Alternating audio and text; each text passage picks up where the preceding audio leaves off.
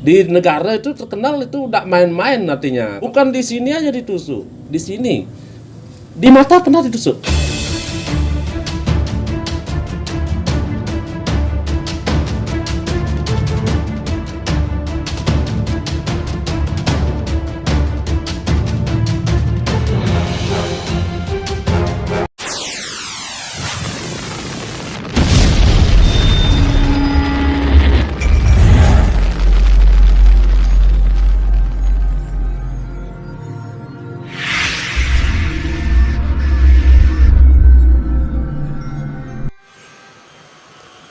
Om Swastiastu, Om Awigenam Astu, Namo Buddhaya. Sahabat muda, kaula muda, sahabat spiritual, kemudian para guru sepuh, pandita yang saya hormati. Sahabat, di Bali Barat, di Kabupaten Jemberana, sebuah budaya yang sangat erat kaitannya dengan kekerasan, kemudian erat kaitannya dengan atraksi-atraksi di luar nalar kita. Karena di sana tidak ada budaya yang main-main. Di sana ada seninya, kemudian di sana juga ada kekerasan, sahabat. Bahkan satu dengan yang lainnya mereka saling beradu kekuatan. Contohnya sebuah budaya jegok. Jegok di awal tahun 50-an. Satu seke jegok dengan seke lainnya mengeluarkan sebuah tabuh. Nah, kemudian dalam tabuh itu yang namanya pegelaran, mereka sering beradu kekuatan. Baik dalam tabuh, kemudian baik dalam personal yang ada di sana. Satu seke mengeluarkan seseorang pendekar di sana, membawa senjata tajam, baik yang namanya itu pedang, kemudian trisula, dan lain sebagainya, kemudian beradu dengan anggota satunya lagi.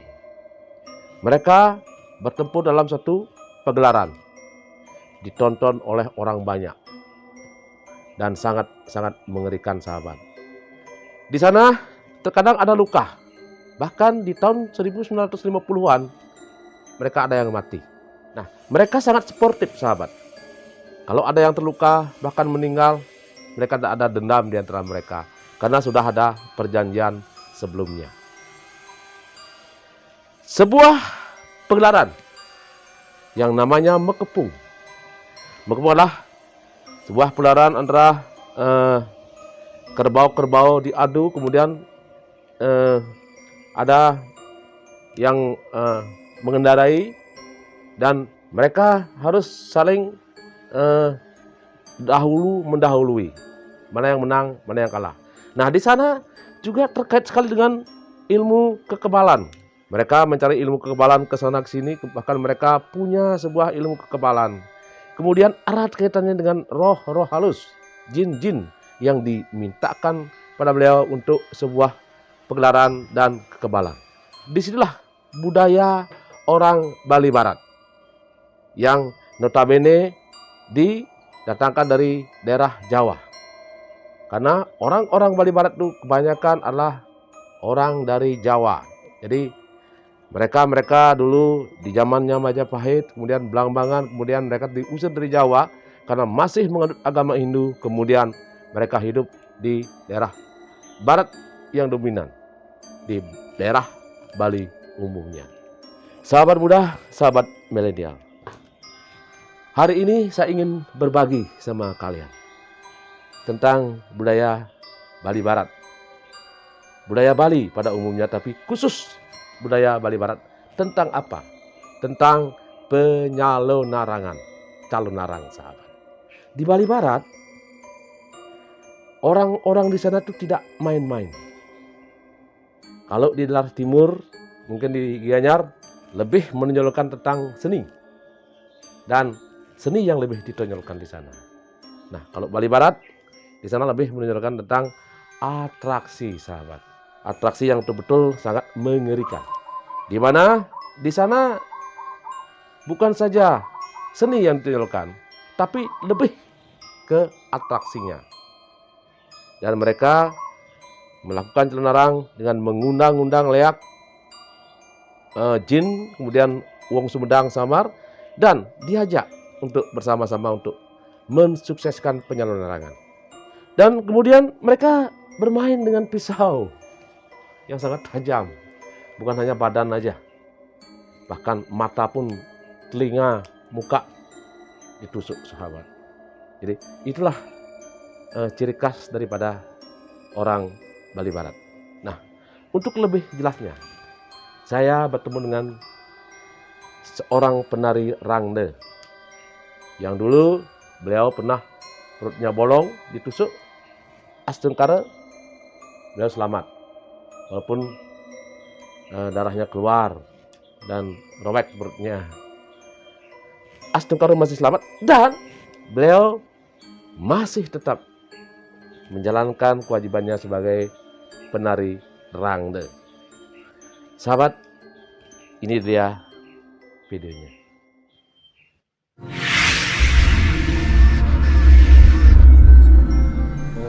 Om Swastiastu. Om Awigenam Astu Namo Sedaya.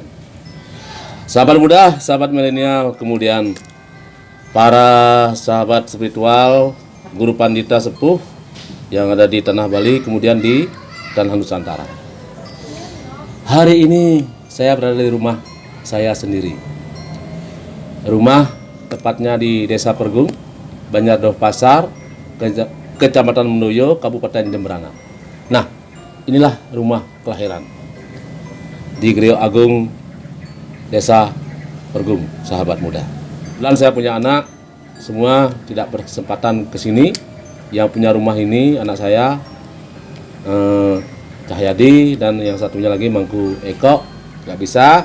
Saya berharap beliau datang, tapi karena ada halangan jadi beliau nggak bisa hadir hari ini. Sahabat muda, saya ingin berbagi lagi sama kalian tentang apa?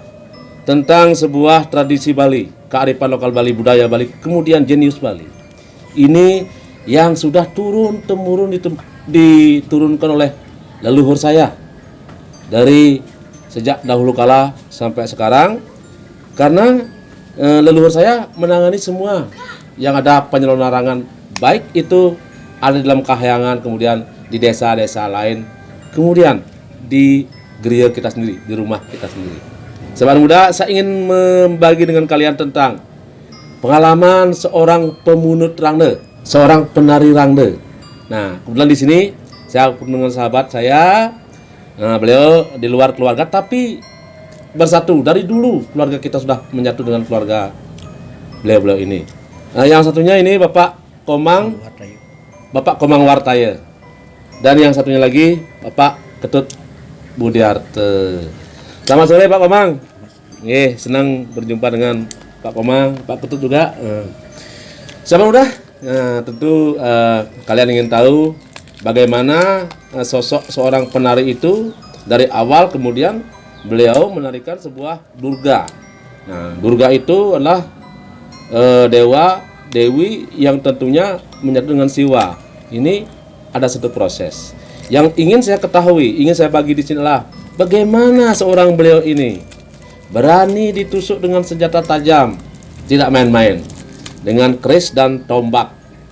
Beliau inilah pemunut ide Dewayu dari dalam kahyangan. Nah, ini pemunutnya. Dulu sering munut dan sering juga beliau itu di pentas lain, beliau diundang untuk menarikan sebuah Rangde. Karena menarikan sebuah Rangde ada keberanian di sana, ada kesiapan di sana. Kemudian siap untuk ngaturang ayah. Maaf, Astungkara tidak terjadi hal-hal yang tidak diinginkan, tetap akan selamat, tapi resikonya sangat besar, sahabat. Dan ini sahabat saya, Bapak Ketut Budiarte, adalah pemunut Dewayu yang ada di sini, Dewayu Siwo Klakah. Nah, inilah gedong agung dari turun temurun. Nah, kemudian anak saya Dwi Cahyadi, beliau yang di sini ngaturang ayah sama keluarga, sama Mangku Eko. Dan kri ini sangat besar sekali, sahabat. ada gong segala udah lengkap semua.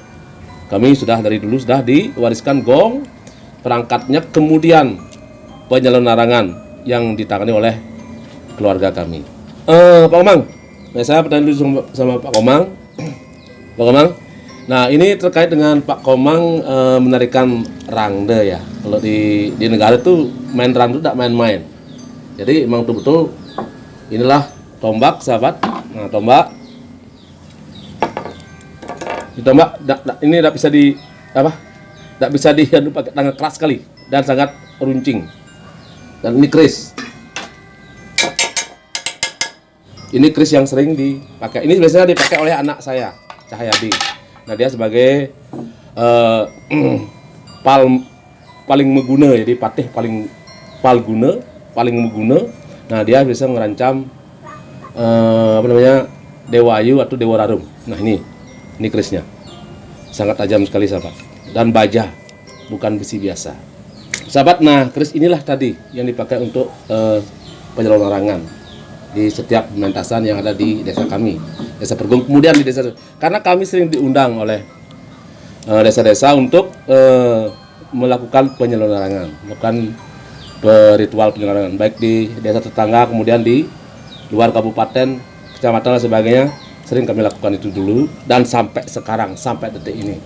Pak Komang, dulu saya pernah nanya sama seorang, saya di Denpasar. Nah, Pak Komang tidak main dalam grup kita. Nah, Pak Komang disewa oleh grup lain gitu loh. Sampai Pak Komang itu katanya perut Pak Komang itu terluka. Nah, apa yang menjadikan Pak Komang seperti itu sebenarnya? Puniki jeneng tiang penyungi dan kayangan Digo. Yang ada di dalam kayangan Pergung. Pergung tiang puniki kadang tiang pilih punapi niko di kayangan Digo tiang termaturuning. Oh, tidak permisi artinya. Permisi ya. Niko bawa tiang dan permisi langsung tiang berangkat musola di Panggung Jangu. Oh, dan desa Posanten. Sudah ampun musola tiang ampun niko susu calon arang niko. Nggih. Kan tiang menek raren niko buat yang uli durine tebak ditusuk sama orang. Nying niko. Nying. Yang tukang tusuk memang tukang tusuk itu. Tukang tusuk. Mungkinan Pak Komang masih dilihat seperti rangde ya kemungkinan. Mungkin tiang metadu niko. Metadu tiang malih tiang bersolar di Yambang kan. Nah, setelah itu dalam keadaan metatu ini. Dalam keadaan bolong dah. Tapi bisa bersolah. Solah niko. Itu enggak terasa sakit gitu. Dah. Kan ampun sud misalnya dari bang yang wow menjahit tuh pepitu menjahit nih mau berarti cukup luas tuh anunya. Jadi pada waktu itu memang nggak terasa sakit ya. Kemungkinan pada waktu itu Pak Komang masih diikuti oleh beliau, masih membawa bekal itu mungkin ya. Eteh itu. Nah, apa yang terjadi Pak Komang? Puniki jerumangku lesero napi sabuat yang napi niko kentan napi eragan ngiringin kentan di jarit niko dan tiang ngupin tiang nyait macam niko karena bisa ditusuk. Nggak ada bisa ditusuk tegol jahum kentan sampai mantri dokternya tuh sampai takut itu karena tidak bisa ditusuk. Makanya Pak Komang mohon pada sunan niko tiang berkata minum air. Sudah minum air baru bisa ditusuk. Selain Pak Komang membawa eteh-eteh, itu kan itu sebagai apa artinya sebagai penjaga diri secara skala ya. Secara skala Pak Komang memang dimasuki oleh roh beliau. Dan di sini memang Pak Komang ada kesalahan di sini. Karena tidak permisi sama beliau di ujungan Ratu Dewayu yang ada di dalam kayangan. Jadi nggak boleh main-main di sini. Apalagi senjata kayak di sini karena di negara pada umumnya itu sangat-sangat erodis sekali dan sangat-sangat mengerikan. Karena yang senjata yang dipakai itu adalah senjata tajam, kemudian betul-betul menusuk, bukan seni di sana dipertunjukkan, tapi atraksi ditunjukkan. Jadi menusuk orang dengan membabi buta, dengan betul-betul menusuk orang itu bukan main-main itu. Karena di satu sisi Pak Komang ini membawa satu eteh-eteh, satu sisi artinya membawa kekebalan, satu sisi memang dari beliau, karena kita tidak berani kalau bawa gitu seperti tadi itu, lengah sedikit ditusuk orang. Ya. Nah, syukur-syukur Pak Komang hari ini masih bernapas dan masih hidup. Nah, sahabat muda, itulah sebuah keris tadi itu. Jadi ditusuk demikian rupa, kemudian ya yang sangat mengerikan itu terjadi, dan syukur-syukur Pak Komang masih bisa menahan dia sampai orang di sana nggak ribut bahwa rangnunya bolong gitu. Seperti itu. Nah, sampai pada waktu itu karena sudah janji di daerah Yembang menari lagi dengan keadaan luka. Nah, setelah dari sana baru dijarit. Nah, saudara masih dilindungi, tapi setelah memang begitu kenyataannya, kalau hari ini kalau memang dipanggil diundang tuh Pak Komang tetap patut berkeliling sama beliau ya. Nah, makin geden. Nah, itu sebagai peringatan. Peringatan. Karena, jadi sebelumnya memang Pak Komang ini kita ajak ke Setre untuk ngerehang, kemudian menyatukan dengan Dewa Ayu yang ada di dalam kahyangan.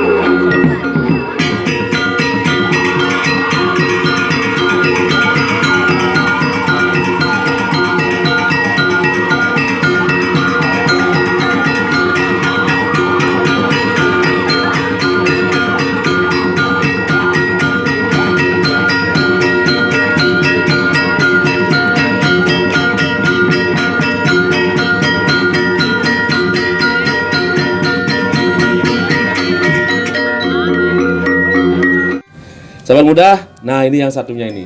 Inilah teman saya, teman akrab. Kemudian beliau adalah memang dari dulu sekali, dari awal memang mengabdi pada keluarga kita yang ada di Kriya. Sampai Dewa Ayu yang ada di sini, Ratu Ayu, menginginkan beliau untuk menarikan beliau. Memang di sisi lain, memang saya sebagai sesepuh di sini, sebagai orang paling tua di sini, dan anak-anak saya yang ada di sini, ponakan-ponakan yang ada di sini, memang sekarang sayang yang pegang untuk melaksanakan itu. Nah, beliau memang saya isi juga dengan ete-ete. Kemudian beliau juga membawa ete-ete sendiri. Jadi double di sini untuk menjaga supaya nanti beliau tidak menjadi suatu masalah. Pak Ketut, orang mungkin melihat Pak Ketut di media massa, di Facebook atau di Instagram atau di YouTube yang saya upload itu, Pak Ketut ditusuk sama tombak ini yang sangat keras ini sama ini. Di sana ada rasa takut, Pak Ketut? Niki jero mangkuk. Nggih. Pertama yang niki yen istilahnya Bayu sadar, mungkin takut. Mungkin takut. Dalam keadaan sadar Pak Ketut takut. Takut. Yang tetap pertama niki kuncinya minta izin sama beliau dan lunas penugrahan niki sakral enten anak. Masalahnya ini kan sangat erat sekali kaitannya dengan Ratu Ayu yang ada di sini. Nggih. Dan matur pekeling lumun, setelah matur pekeling wau tiang pentas, setelah pun dipentas pun tiang nak dan jemaso dewek niko. Artinya udah nggak sadar. Nggak sadar. Apa-apapun kejadian itu saya tidak tahu. Ditusuk dengan apapun tidak ngerasa. Tahu. Kalau memang kenyataan kita tuh sadar nggak berani. Nggak berani. Karena melihat gitu. baja seperti Ya. ini. Patut boleh yang mutakan nih. Iya. Saya tanya sama beliau. Nah, beliau mengatakan bahwa kalau dalam keadaan sadar, beliau tidak akan berani dengan senjata-senjata itu. Tapi kalau sudah pentas dalam suatu pementasan dengan taksu yang ada di sini ini, nah beliau sudah di luar kesadaran di situ. Jadi mungkin dibakar pun mungkin beliau tidak akan takut. Jadi dengan senjata-senjata itu sebegitunya orang menusuk Pak Ketut ini, ya beliau tidak akan pernah nyerah, malah kepingin ditusuk lagi. Nah itu di negara itu terkenal itu tidak main-main artinya. Kalau sudah main pisau ya main pisau, bukan di sini aja ditusuk, di sini, di mata pernah ditusuk. Pernah. Patut, boleh Tiang tanya Tiang juga tertarik. Karena Tiang waktu itu kan Tiang masih kuliah di Denpasar, tidak begitu aktif di rumah. Pada waktu kakak saya, Idris Rimpu, udah abre, sekarang beliau udah meninggal. Sekarang anak-anaknya yang melanjutkan sebagai anak saya juga di sini. Nah, awal-awal itu Patut tuh memang kan dari beliau ya, yang menunjuk dari Patut. beliau. Awal-awalnya Patut mau ke arah sana itu bagaimana? cerita dalam hati nurani itu. Berani enggak itu bagaimana? Ini ceritanya nggak. Sebenar waktu itu sampai saya dados penyunggi, Nggih, memunut ya. memunut. Kejadiannya pemunut Nedumun Yang sudah lama ya. terluka. Waktu itu dramanya sedang kebut-kebutnya, Ada yang sedang top-topnya. tong top. Hmm. Tiap malam terus pentas. Nah, Pak Atut pada waktu itu posisinya di mana? Posisinya di Patus, Tukang gambel. tukang gambar. Tukang tabuh waktu Tukang itu. tabuh. Mm-mm. Nah, setelah itu pas mau pentas di Laut Berawa, tadi malamnya kemarin malam Rangdo terluka, Terluka, bolong. Nah, sampai ke rumah sakit. Saya nggak tahu waktu itu karena memang saya di Denpasar, nggak begitu aktif juga saya pada waktu itu. Nah terus bagaimana? Terus dari kru Seko resah karena sudah menyanggupi Mau kundangan mau lagi? kundangan lagu mau pentas di Laut Berawa. Mm-mm. Justru apa mungkin beliau menunjuk saya ya, langsung keluar tuh kata-kata saya, lah saya yang nyungi nanti malam. Itu Kan awal. Itu kejadiannya. Ada rasa Ada kepingin, rasa tertantang Nggih. karena memang melihat Rangde yang kemarin itu Kemarin bolong. luka. Seperti itu. Begitu ceritanya. Akhirnya disatukan sama beliau di sini. Disatukan sama beliau. Nah, dan sampai sekarang. Sampai sekarang itu pun tidak pernah Astungkare tidak pernah terjadi hal-hal yang tidak diinginkan.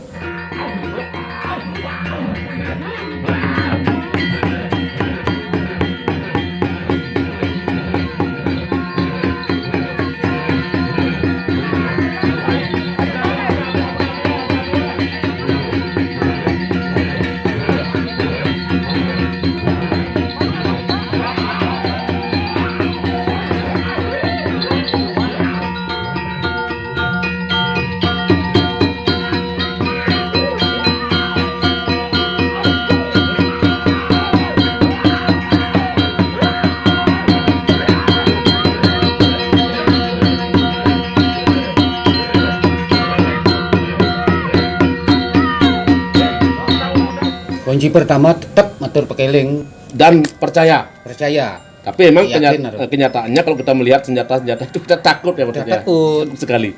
Nah, terkait dengan di dalam kahyangan, saya sendiri juga dengan keluarga kan memang menyatu dengan beliau di dalam kahyangan.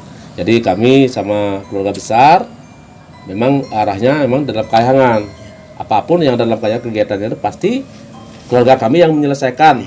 Baik dalam jalan larang apapun bentuknya, baik dalam main senjata dan sebagainya, tanpa keluarga kami itu tidak akan berjalan. Nah, di sisi lain memang Pak Komang memang dari dulu dari Bapak itu sudah menyatu dengan keluarga kami. Itu kemarin katanya Pak Komang pernah sakit kemarin itu. Bahkan sakit itu sudah keras sekali katanya ya. Sudah hampir-hampir lah istilahnya. Nah, ya. hampir-hampir. Maaf, Pak Komang, hampir-hampir. Nah terus bagaimana itu ceritanya Pak Komang? Begini. Puniki jero mangku. Tiang sakit dumun. Bukan tuh tiang sing awal-awal penyungi rarung tiang. Awalnya sebelum penyungi pada Wayu, tarung dulu ya? Rarung dulu. Oh iya, tiang ingat. Penyungi rarung bukan kan. Penyungi Dewayu niku sakit, stroke. Oh, Pak Mudra. Pak Mudra. Oh, terus. Tiang Mm-mm. bong gendan tiang sing ampun sakit ragan nyerah Menyerahkan ring, tiang. dia menyerahkan pada Pak Komang. Tiang serahe niku bukan dan tiang kan bani dumun.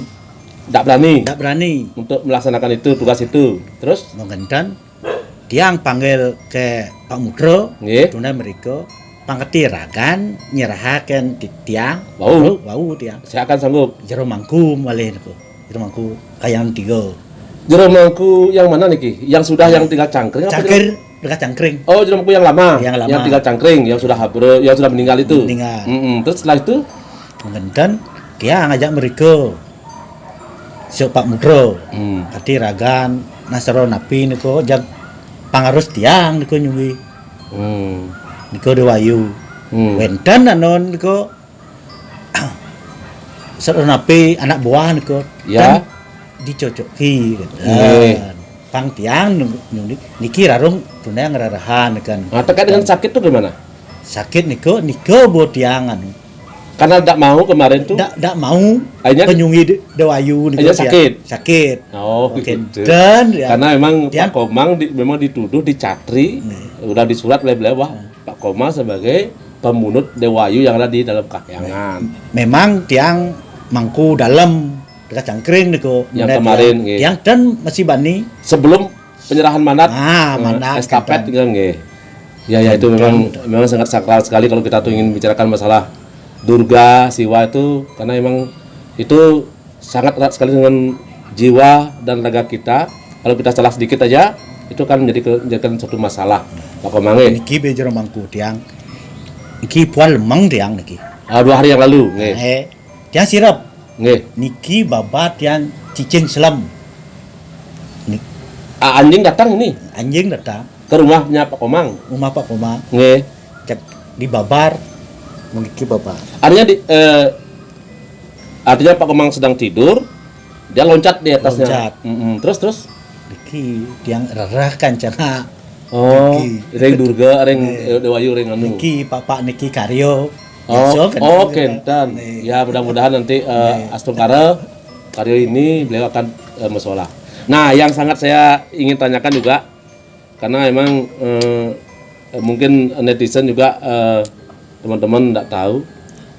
Saya lihat kedua-duanya ini sama, Pak Komang, Pak Ketut sama. Nah, setelah ditusuk pertama itu nggak puas, kepingin lagi ditusuk, malah mengejar lagi. Bagaimana tuh perasaan Pak Komang sebenarnya itu? Len tiang niko meh. Sero napi jag. Kan poe napi niko. Tapi genit Genit niko. ada kepingin apa ini lupa ingat apa memang lupa sekali? Lupa. Oh, lupa sekali. Berarti betul-betul beliau sudah masuk ke Nggih. tubuhnya Pak Komang. Pak Ketut juga begitu?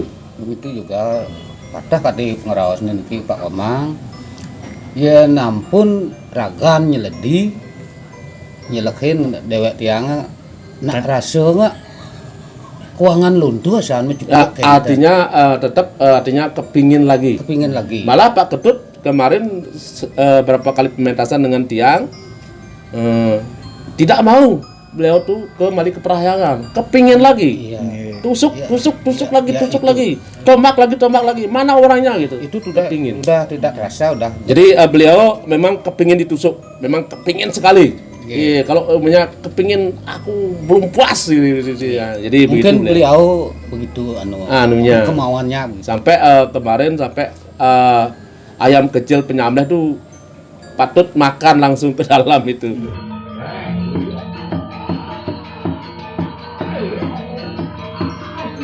Jadi itu juga Pak Komang begitu adanya. Jadi kalau kita sadar kita makan ayam mentah itu kita bisa wek-wek itu.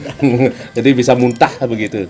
Nah, sahabat muda, itulah tadi sedikit saya dapat berbicara dengan Pak Komang sama Pak Ketut. Dan di sini di Gedong Agung di tempat saya ini di Geria Agung Pergung. Nah, di sini kami memang dari dulu turun temurun diwariskan warisan kayak begini dan tidak bisa ditinggalkan, dan memang keluarga kami juga yang menangani semua pementasan Cilarang yang ada di Pergung, kemudian di luar Pergung pun sering kami diundang. Jadi sering diundang untuk pementasan. Sahabat muda, itu salah satu yang bisa saya sampaikan kepada kalian. Semoga dapat bermanfaat. Pak Komang, saya ucapkan terima kasih Pak Komang telah meluangkan waktunya untuk waktu juga untuk berbicara dengan tiang. Sahabat, kita akhiri sampai sini dulu untuk perbincangan hari ini. Kita tutup dengan Paramo Santi. Om Santi Santi Santi Om. Sahabat muda, sahabat milenial, tentu kita merasa sangat ngeri mendengarkan cerita mereka. Tapi itulah kenyataan yang mereka lakukan, walaupun dia mengaku sendiri adalah sebuah kewajiban dan ada rasa ketakutan di sana. Sebuah pegelaran Cilarang, kemudian pegelaran untuk memuja beliau, menyenangkan beliau. Kemudian menjadikan tradisi turun-temurun yang sampai sekarang di tanah Bali ini. Sahabat muda, sahabat milenial, tentu saya sebagai narasumber di sini, saya mohon maaf. Tidak ada, sebelumnya saya telah membuat konten atau video-video yang sangat mengerikan dan sangat di luar nalar. Tapi itulah sebuah budaya. Dan saya berhak untuk membagikan pada sahabat-sahabat milenial yang tidak tahu, tentu hari ini kalian tahu. Sahabat muda, kita akhiri sampai sini.